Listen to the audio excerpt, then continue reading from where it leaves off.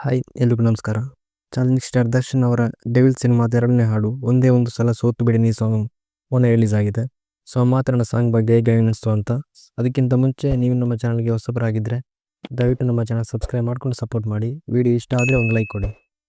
Honest ಆಗಿ ಹೇಳಬೇಕು ಅಂತಂದರೆ ನಾನು ದರ್ಶನ್ ಅವರ ಎಲ್ಲ ಮೂವಿಗಳು ನೋಡ್ತಾ ಬಂದಿದ್ದೀನಿ.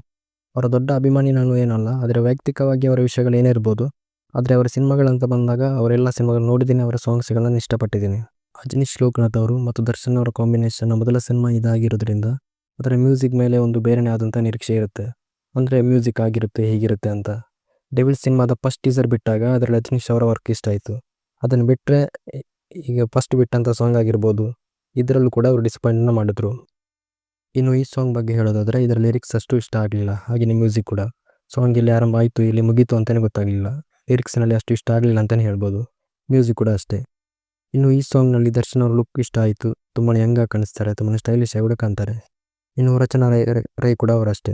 ಇನ್ನು ಕಾಸ್ಟ್ಯೂಮ್ ಕೂಡ ಇಷ್ಟ ಆಗಿತ್ತು. ಸೊ ಇದಿಷ್ಟು ಸಾಂಗ್ ಬಗ್ಗೆ ನನ್ನ ವೈಯಕ್ತಿಕ ಅಭಿಪ್ರಾಯ. ನನಗೆ ಇಷ್ಟ ಆಗಲಿಲ್ಲ ಅಂತ, ಬೇರೆಯವರು ಕೂಡ ಇಷ್ಟ ಆಗಲಿಲ್ಲ ಅಂತ ಏನಿಲ್ಲ. ಸೊ ನಿಮಗೆ ಹೇಗೆ ಸಾಂಗ್ ಅನ್ನಿಸ್ತು ಅಂತ ಕಮೆಂಟ್ನಲ್ಲಿ ತಿಳಿಸಿ. ಸೊ ವಿಡಿಯೋ ಇಷ್ಟ ಆದರೆ ಈ ವಿಡಿಯೋ ಒಂದು ಲೈಕ್ ಕೊಡಿ, ಹಾಗೆ ನಮ್ಮ ಚಾನಲ್ನ ಸಬ್ಸ್ಕ್ರೈಬ್ ಮಾಡ್ಕೊಂಡು ಸಪೋರ್ಟ್ ಮಾಡಿ. ಹಾಗೆಯೇ ನಿಮ್ಮ ಫ್ರೆಂಡ್ಸ್ ಆ್ಯಂಡ್ ಫ್ಯಾಮಿಲಿ ಜೊತೆ ಈ ವಿಡಿಯೋನ ಶೇರ್ ಮಾಡಿ. ಧನ್ಯವಾದಗಳು.